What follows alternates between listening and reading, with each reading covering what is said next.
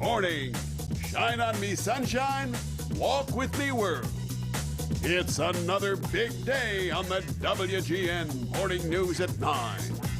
Today, you know him as David Silver on the 90s hit Beverly Hills 90210.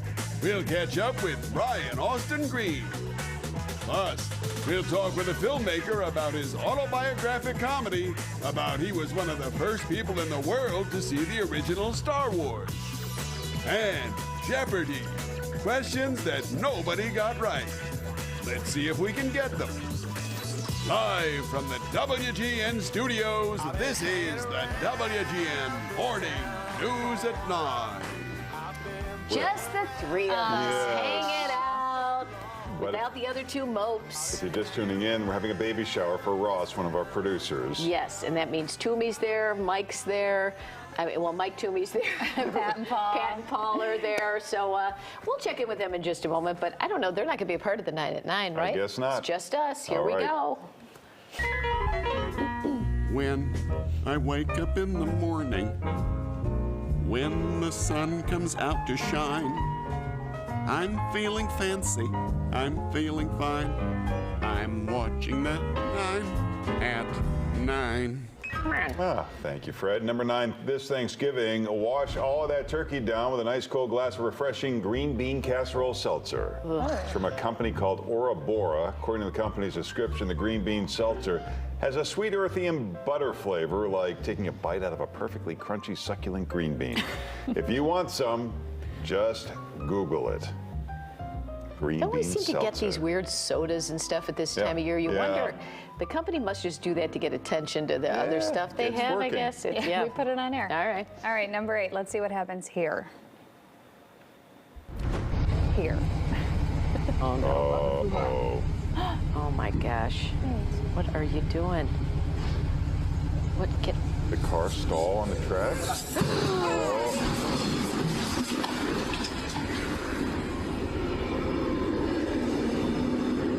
Wow. How was she stuck? I don't get it. You can't even drive around those crossing gates, right? I know the one near my house, there's room to drive around if you had to. You could drive through it, right? Yeah, you could've just back driven up right and through. drive through. Maybe her car got stuck. Well, either way. Boy, it just didn't seem like a sense of urgency getting under that. No. She's just like, she's like, let me try I this think I'll way. try and just go under the gate. Oh my man. All right, number 7, if you're feeling groggy after a weekend of late nights, you might be suffering from social jet lag.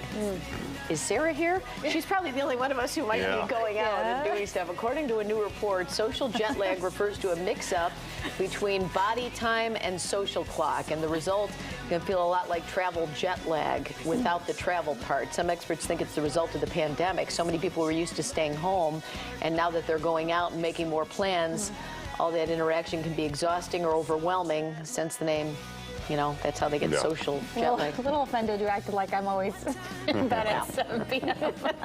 Are you here? You looked right at me. Is Sarah here? You're lame.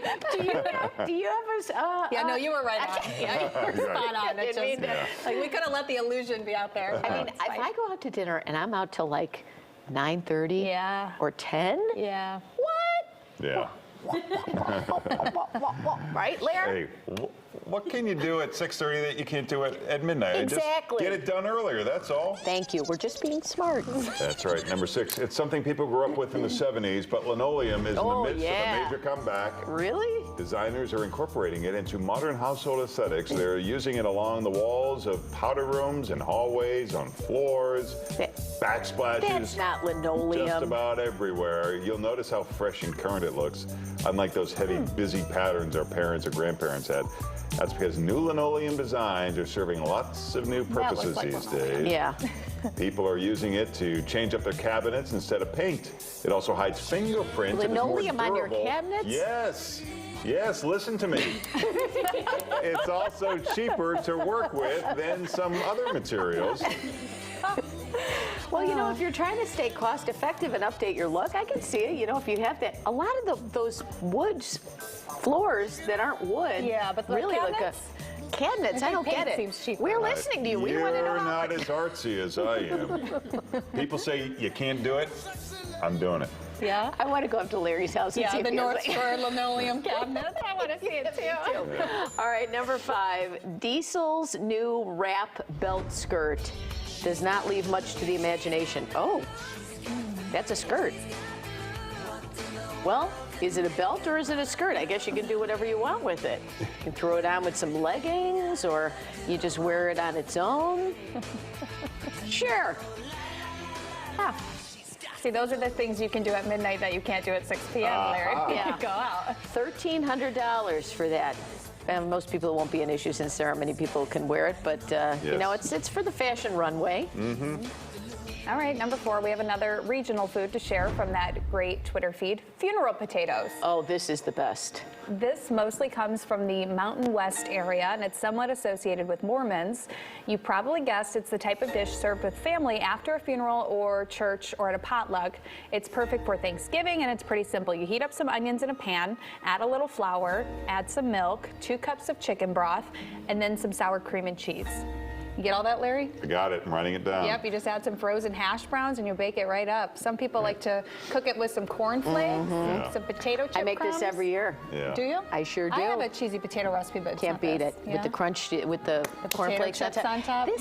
This just hits every sweet spot for you. Yeah. Cream of chicken soup, Right. check.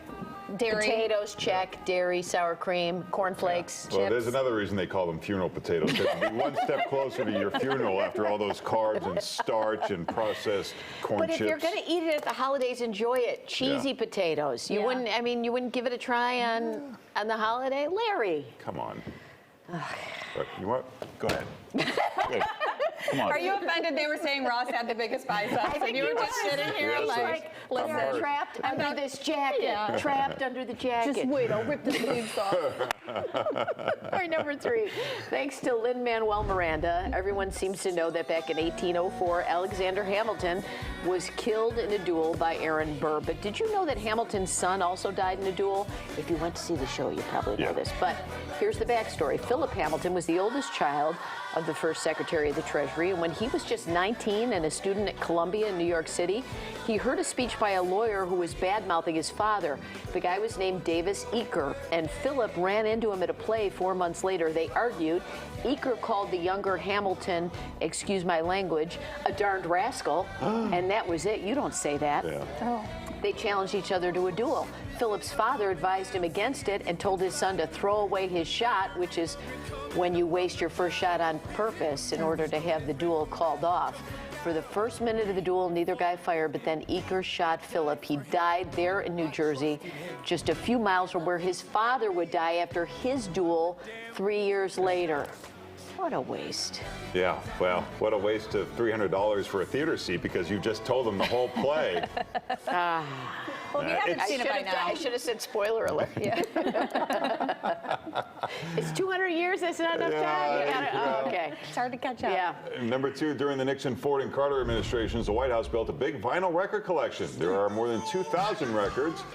It was started by First Lady Pat Nixon. She assembled a committee of music journalists and scholars to curate the whole thing.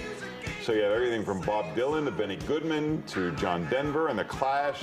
Jimmy Carter's youngest son, Jeff, tells a story about how when he was in his 20s, he was hanging out in an upstairs room at the White House during a party. He had friends with them.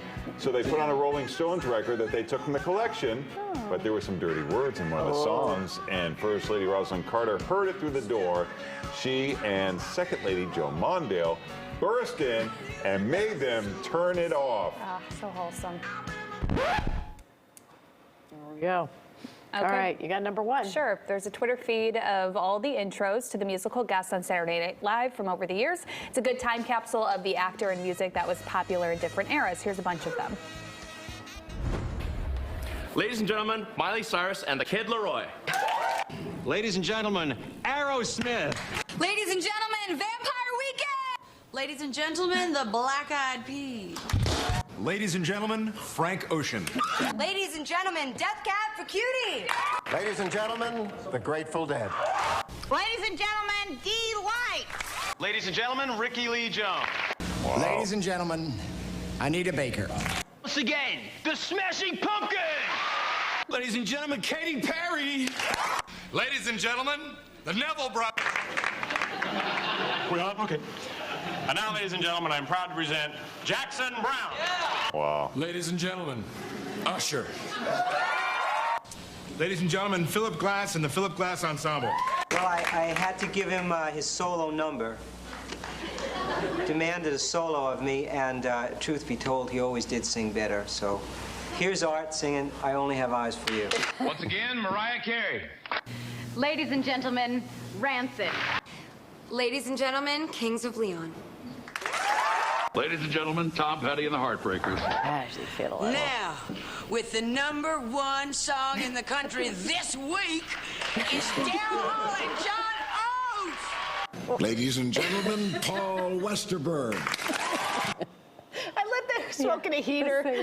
Who was that? Does anybody know who that was? She was the star. She's an actress that you've seen in like 80s and 90s movies. I feel like I can't think of Big her. enough to be on Saturday Night Live. We don't even know who she is. There were some lean years there, remember? Yeah. I don't. I'll have to. Someone's going to tell us in a matter of minutes. Yeah. I'm sure, Larry. She seemed pretty happy, if you know what I mean. That's a 9 at 9. I'm watching that time at 9.